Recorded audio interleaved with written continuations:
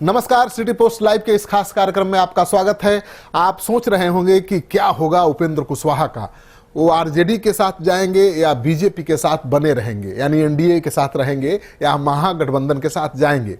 क्योंकि बीजेपी ने जब से ऐलान किया है बराबर सीटों पर जेडीयू के साथ चुनाव लड़ने का, तब से एनडीए के जो घटक दल हैं उनके बीच घमासान मचा हुआ है।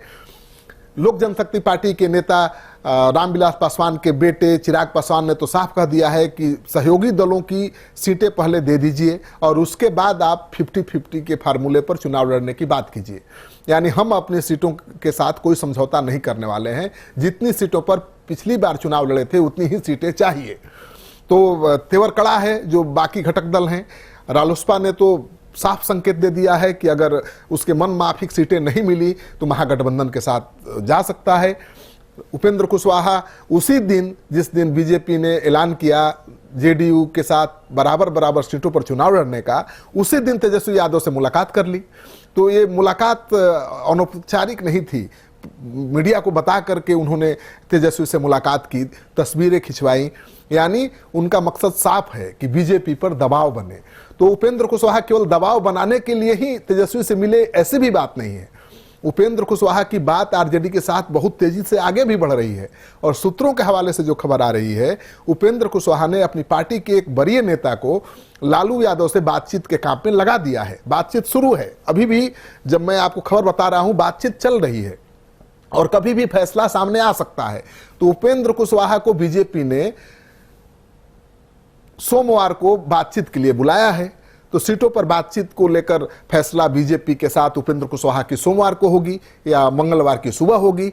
लेकिन उसके पहले उपेंद्र कुशवाहा चाहते हैं कि आरजेडी से उनकी बातचीत फाइनल हो जाए, यानी ये तय हो जाए कि अगर वो एनडीए को छोड़कर आरजेडी के साथ आते हैं तो उन्हें कितनी सीटें मिलेंगी।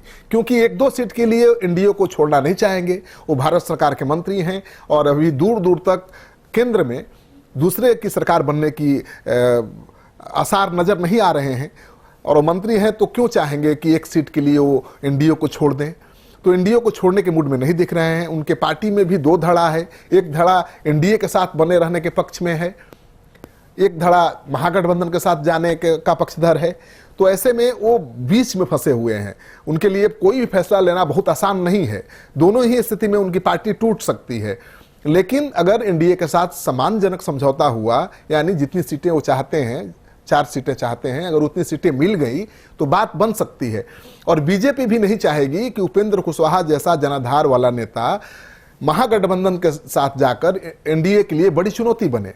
तो बीजेपी भी कोशिश करेगी उनको मनाने की। और जिस तरह से बीजेपी ने जेडीयू के साथ बराबर सीटों पर चुनाव लड़ने का ऐलान किया है, उसमें एक बात बारीकी से देखने की है कि उसने ये ऐलान नहीं किया है कि कितनी सीटों पर जेडीयू चुनाव लड़ेगा, कितनी सीटों पर बीजेपी। बराबर सीटों पर चुनाव लड़ने का ऐलान किया है। यानी अभी भी उपेंद्र कुशवाहा के लिए स्कोप बचाकर रखा है। तो हो सकता है कि 15-15 या 16-16 सीटों पर जेडीयू बीजेपी लड़े। उस स्थिति में भी उसके पास 8 सीटें होंगी सहयोगी दलों को देने के लिए। उपेंद्र कुशवाहा को अगर 4 सीट भी देना पड़ा तो कोई मुश्किल नहीं होगी, 4 सीट उसके पास रहेगी एलजेपी को देने के लिए। और एलजेपी को देने के लिए उसके पास अलग से भी 1 सीट है राज्यसभा की, क्योंकि रामविलास पासवान स्वास्थ्य कारणों से इस बार चुनाव लड़ना नहीं चाहते हैं। हाजीपुर से चुनाव वो लड़ेंगे नहीं, हो सकता है उनकी जगह उनके बेटे चुनाव लड़ें। तो उनको राज्यसभा जेडीयू की मदद से भेजा जा सकता है। तो हो सकता है कि 4 लोकसभा सीटों के साथ साथ 1 राज्यसभा की सीट के साथ पासवान को बीजेपी मना ले, और मना भी लेगी ऐसा मानकर चला जा रहा है।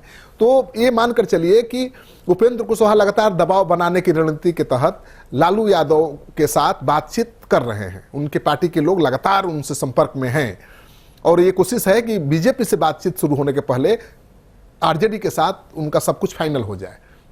अगर नहीं फाइनल होता है तब तो उनकी मुश्किल बढ़ जाएगी। तो मुझे लगता है कि आज शाम तक या कल सुबह तक आरजेडी के साथ जो कुछ भी होना है तय हो जाएगा और इसके बाद ही बीजेपी के साथ बैठक करेंगे उपेंद्र कुशवाहा। और बीजेपी के सूत्रों से जो खबर आ रही है कि बीजेपी चाहती है कि उपेंद्र कुशवाहा एनडीए के साथ बने रहें और उनको किसी कीमत पर गंवाना नहीं चाहती है। और उपेंद्र कुशवाहा भी नहीं चाहेंगे, अगर पिछली बार वो 3 सीटों पर चुनाव लड़े थे, तीनों पर जीत हासिल हुई थी, इस बार कह रहे हैं कि संगठन थोड़ा मजबूत हुआ है, बड़ा हुआ है और उनको थोड़ी ज़्यादा सीट चाहिए। ज़्यादा सीट नहीं भी मिलती है, 3 सीट भी मिल जाती है तो आसानी से मान जाएंगे। तो अभी तक इतनी ही खबर है कि लालू यादव के साथ उपेंद्र कुशवाहा की पार्टी के एक बड़े नेता की बातचीत चल रही है। आज शाम तक बातचीत अंतिम दौर में पहुंच जाएगी, यानी फैसला हो जाएगा और उसके बाद उपेंद्र कुशवाहा बीजेपी के साथ बैठेंगे। उस बैठक में क्या कुछ निकल कर सामने आता है, हम सबसे पहले आपके सामने लेकर खबर हाजिर होंगे। तब तक हमें दीजिए इजाज़त, और आपको हमारी खबर अच्छा लगे तो इसे अपने दोस्तों के साथ शेयर करिए, हमारे YouTube चैनल को सब्सक्राइब करिए। आपका सहयोग समर्थन लगातार मिल रहा है, उसके लिए बहुत बहुत शुक्रिया।